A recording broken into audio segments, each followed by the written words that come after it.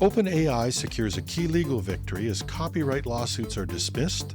Google faces judicial criticism over evidence in handling monopoly cases. And the US orders TSMC to halt all AI chip shipments to China. Welcome to #Trending. I'm your host, Jim Love. Let's get into it. Google is under fire in 3 major anti-monopoly lawsuits for allegedly destroying internal communications to avoid providing evidence.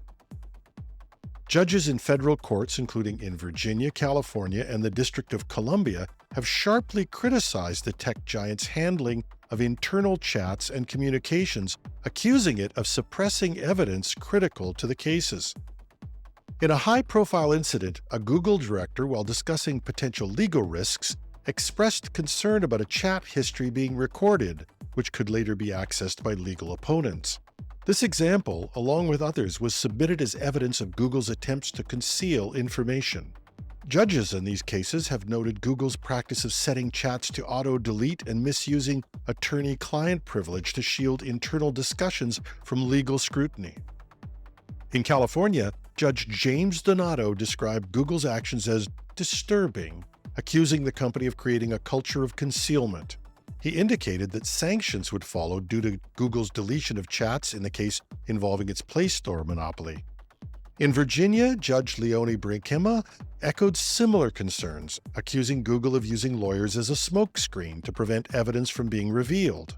Meanwhile, in the District of Columbia, Judge Amit Mehta criticized Google's practices but refrained from issuing sanctions, though he warned that the company may not be as fortunate in future cases. Google maintains that it takes evidence preservation seriously and argues that it has made efforts to comply with legal requirements, but the courts remain skeptical of its practices. The U.S. government has ordered Taiwan's semiconductor manufacturing company, TSMC, to stop shipping advanced chips to Chinese customers effective Monday. According to a source, the Department of Commerce has imposed export requirements on chips with 7nm or more advanced designs. These are commonly used in artificial intelligence accelerators and graphics processing units, or GPUs. This move is part of a broader effort to prevent AI technology from reaching Chinese companies like Huawei, which has been a focal point of U.S. trade restrictions. The order follows a recent report that one of TSMC's chips was discovered in Huawei's AI processor, in what appeared to be a violation of U.S. export controls. The U.S. government has expressed concerns that such chips could enhance China's AI capabilities, leading to tightened export rules. TSMC has suspended shipments to affected Chinese clients, including Softco. One of its chips was found in Huawei's Ascend 910B AI processor. The discovery has raised alarms about the potential diversion of restricted technologies to Huawei and other Chinese firms. The U.S. Commerce Department's directive was issued through an is-informed letter, which allows for swift action without formal rule-making procedures. This latest move intensifies existing trade tensions as U.S. lawmakers from both parties push for stronger enforcement of export controls on China. And a New York federal judge has dismissed a copyright lawsuit filed against OpenAI by news outlets Raw Story and Alternet, delivering a significant legal win for the AI company. The case centered on OpenAI's use of news articles as training data for its language models, but the court found that the plaintiffs failed to demonstrate concrete harm. Judge Colleen McMahon ruled in favor of OpenAI's fair use defense, highlighting that ChatGPT's responses are synthesized from the training data rather than being direct copies of the articles. She noted that the risk of exact replication of articles is minimal and factual information in the news isn't subject to copyright protection.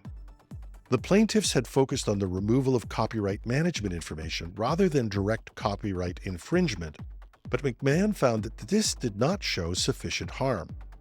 While she dismissed the case, she left open the possibility for an amended complaint, though she expressed doubt about the plaintiff's ability to prove significant injury. This ruling could be a big deal and have big implications for similar lawsuits, including ongoing cases involving AI-generated content and copyright claims, such as the New York Times case against OpenAI. By affirming that AI-generated content is a synthesis rather than a reproduction of copyrighted material, the court has strengthened OpenAI's defenses in the broader legal landscape surrounding AI training practices. For those who produce news content, it's a big blow. It's already hard to get money to pay for journalism. Tell me about it. But equally, for those who are interested in the advancement of generative AI, it's hard to imagine we would be as far as we are now if the existing models hadn't been able to have that ready-made training set. And of course, any smaller company or open source model would never be able to pay for the data they would need. I don't have any answers. Sure like to hear your opinions on this one. And that's our show for today. You can reach me at editorial@technewsday.ca. I'm your host, Jim Love. Have a terrific Tuesday.